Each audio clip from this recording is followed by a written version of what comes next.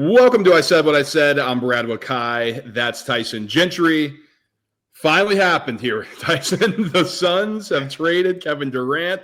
They trade him to the Houston Rockets. This is coming from Shams Charania as he breaks it on this Sunday as we're recording. They trade him for Jalen Green, Dillon Brooks, the number 10 pick in this year's draft. So they finally get that back through back channels. Then 5 second-round picks. You're the Suns fan. I want to get your reaction to this. Well, at first, it was an audible sigh, and then just oh god damn it, that's it. That was how it felt. But then I saw what the Heat officially offered, or according to sources, what the Heat's official offer was: 𝐬𝐻𝐫𝐞𝐬 20, Duncan Robinson, and then something that wasn't involved. None of the other picks were involved. It was just one of those things where this was probably the best package, I guess, that was out there for Phoenix. And the NBA trade market is just so interesting. It's so funny because every single trade, the market is reset, and then people get online and they're like, Rudy Gobert goes for 5, or Mikal Bridges goes for 5 first, and Rudy Gobert goes for 3 first. What is this going to fetch? It's it's never the same. It's never been the same thing twice. No, and I think honestly it comes down to the age of these guys. You know, that's really what it is. He's 37. He's coming off he had an Achilles injury. Yeah, he was really good this last year. We'll see. And Kevin Durant's an all-time great. Maybe he can keep the LeBron thing going, as these guys seem like they never age. I don't know if they're drinking vampire blood, if that's whatever's going on here, how they keep doing this. Even the Curry, for Christ's sake, he keeps running around and doing what he's doing at his age. But this is interesting. So we all knew Kevin Durant was going to get traded, and we saw the reports coming out that, the Suns don't have leverage anymore. So I think that's something we have to think about too. We knew this marriage was over. They're getting divorced. It was how are the lawyers divvying up the assets? And that's what they're trying to figure out. And it turned into, I think the Suns, and we'll dive into this because I know you have a thought on this, taking a flyer on a high upside young guy and Jalen Green. Now, I don't think Dillon Brooks is going to be on the team. I don't think there's any place. Well, maybe there is a place for him on the Suns. I don't know. You get a little toughness, but God, man, does anybody want to deal with that headache, especially in Phoenix when you've had so many headaches in recent seasons? I think this is a straight play for a high upside guy in Jalen Green. You get the second-round picks to get your 10 back in this year's draft. So do you do something with that? Is that something you try to package? But I want to hear your thoughts. Where do they go from here if you're the Suns? Well, you hope Malawach is on the board at 10. That's where you go immediately. And if he's not, everyone always says take best player available, and that's awesome. If that best player available is a 2-guard, Brad, what does Phoenix do? Because then you're going to try to outbook Green and Beal. They're already going to all play the same position. The 𝐬𝐵O, the most trusted Suns reporter, is saying that he expects Bradley Beal to either get traded or just straight up bought out before this next NBA season. And he doesn't expect Brad Beal to be on the team. So we'll see how that goes. Because even if you buy a player out in the NBA, it still really counts as waiving them. There will be money on the books that Phoenix has to account for. The Jalen Green thing is cool. It's fine. It is what it is. He's 23. We were talking about this off air, and it was he's just probably never going to be anything. He could maybe be the third best guy on a championship team, but he's never going to accept third best guy numbers as far as putting shots on the rim. So that'll be interesting. Devin Booker is played with many types of players, and I think Jalen Green might even be a new one for Book. So we'll see how that fits in. I don't think Dillon Brooks is going to be on the team. I think acquiring those 5 seconds is to help move off of a guy like Dillon Brooks.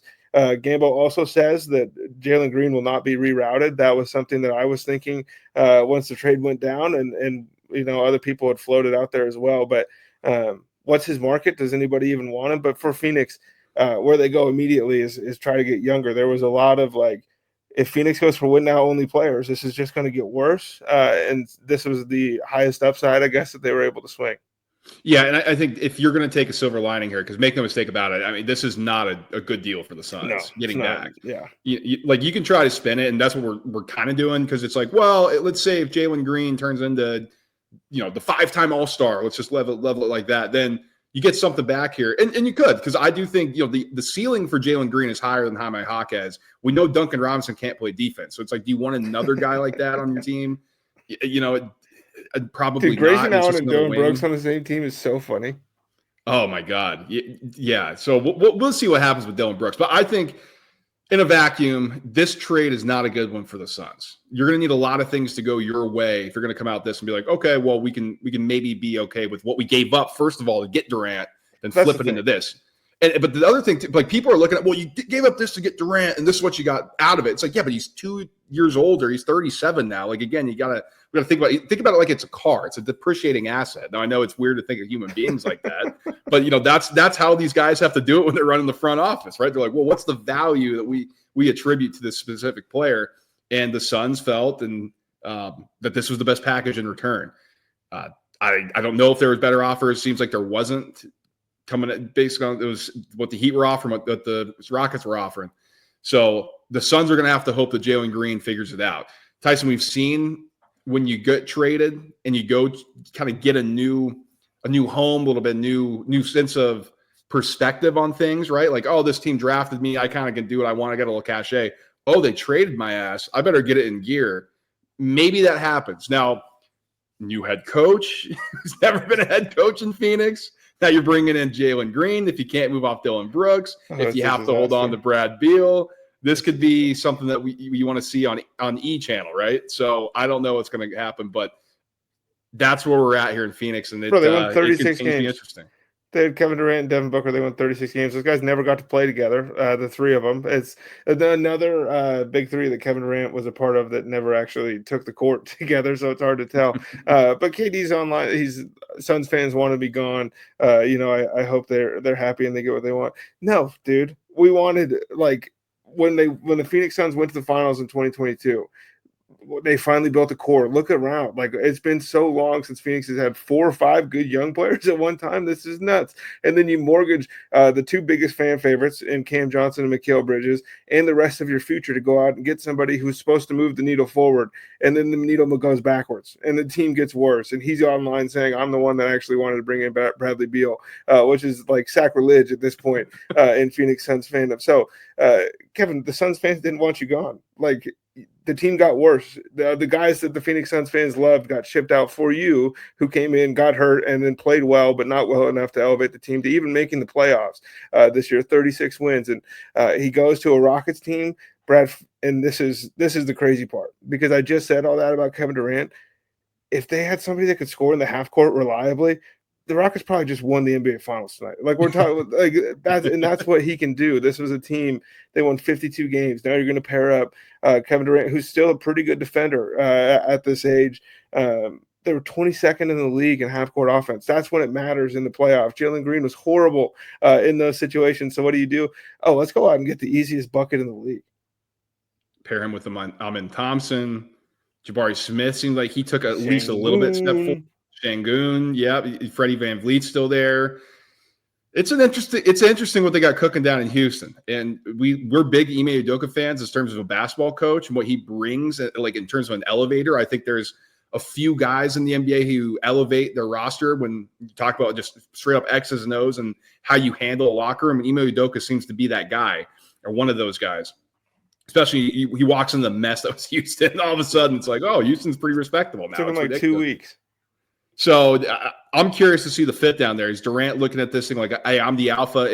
Is Thompson ready to take over? Is Fred VanVleet still going to be the primary ball handler? Is it run through Sengun? Does his role change? Probably. Yeah. So I think there's a lot to figure out down there if you're Houston. But, again, it's not like you're turning the keys over to Budenholzer, right? Like, Udoka is a great coach. And so if anybody can figure it out, I think he's going to be able to get people in that room and be like, no, this is what's going to happen. This is how we can move forward. This is a win now move if you're Houston. I think you're trying to take that next step forward. Kevin Durant at his age is not going to be part of the plans going forward. We know that. But is this the culture changer when you bring in a legend? It's like, okay, this is how you win. This is how you be excellent. And that actually sets you up for further success, even if it doesn't come when Durant's on the floor with you. Well, it'll be interesting to watch, because I just praised the Oklahoma City Thunder for being patient and building the way that they built, and the Rockets are doing the opposite of that, and they're pushing their chips in. But the thing is, they still own Phoenix's future. Like, if the Suns are bad, the Rockets are still going to be able to, figure this thing out. It might present some financial challenges in like 2027, 2028 when Thompson's up. If KD gets a 2 or 3 year extension, we'll see how that thing plays out. But I think for a team that just 152 game. It'll be. It all comes down to Sengun, I think, for me, because if he's the odd man out here, I think that you got some trouble if you're Houston. So I think the ball should be in that guy's hands, as much as anybody else on the roster. And I think that we've seen enough of Kevin Durant to know he's never played with a guy like that. He's never played with a center like that, or really even like LaMarcus Aldridge. Like, who's the big man that needed the ball the most that's played with KD? Yeah, probably Aldridge. Yeah, like a Wash Boogie or an old DeMarcus Cousins. It has the potential to win an NBA championship, but it also has the potential to maybe sink the ship a little bit if you're the Houston Rockets, and that's a scary proposition, but it's one you have to make, dude. You don't win championships by not gambling. That's Shai Gilgeous-Alexander wasn't drafted by the Oklahoma City Thunder. Like, they went out and got him, and this is way different because they got him after his rookie season with the Clippers, but you have to go out and get the stars. Especially in the loaded West. I mean, we did an episode on the Lakers. They're going to try to go pretty aggressive this offseason, I would imagine, because now that you have Luka, you want to take the next step forward. The Nuggets, I'm sure they're going to be looking to retool. They don't have a head coach. They don't have a front office. I mean, somebody's going to come in. They want to put their stamp on this thing while you have Jokic, while you have Jamal Murray. So that'll be interesting to keep an eye on. How about the Timberwolves? They come up just short. It felt like they're one real piece away from taking that leap. Can the Clippers ever get there? Probably not. But, I mean, there's plenty of talent around the West, and we kind of look around. Somebody else is there for the taking. Now, if you want to slot in the 1B behind where the Thunder are at, I think the Rockets are trying to jump in that next level, and we didn't even mention the Spurs. I know they didn't quite fall away or quite live up to everything they fell away at the end. But, man, it is a loaded West. And like you said, you got to take a risk if you're the Rockets, because you can't win championships with that half-court offense that you had last year. No, you can't. All right. I'm going to give you closing thoughts here. Do you want to give the final spiel on Durant's tenure with the Suns, or let's get out of here? It was fine, dude. That's like, there's nothing to write home about. Nothing happened. This is the part of the movie, where you start looking around to your buddies and you're like, did the middle feel like a little long, to anybody else? Like, there's no real point in what just happened. Devin Booker got another gold medal. Like, that's the biggest thing that's happened with the Phoenix Suns in the last two since Kevin Durant's been there. It's been bad. Oh man, come on, 𝐸ZBA, turn this thing around, dude. Let's go. I mean, maybe Jalen Green was going to go to Michigan State. That's the only thing I can think of for why they brought him in. Yeah, there we go. Maybe maybe they bring Draymond Green in, and nice little cap on that, and change the him culture. And Dillon Brooks and Grayson Allen on the same team, dude. I think the Suns would win the championship.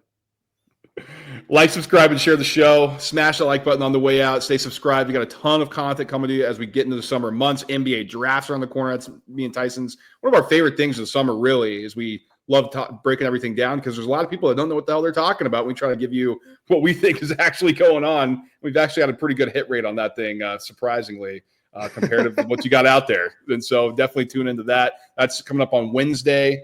This will be come out before then, so definitely stay tuned. And we will talk to you soon. Peace.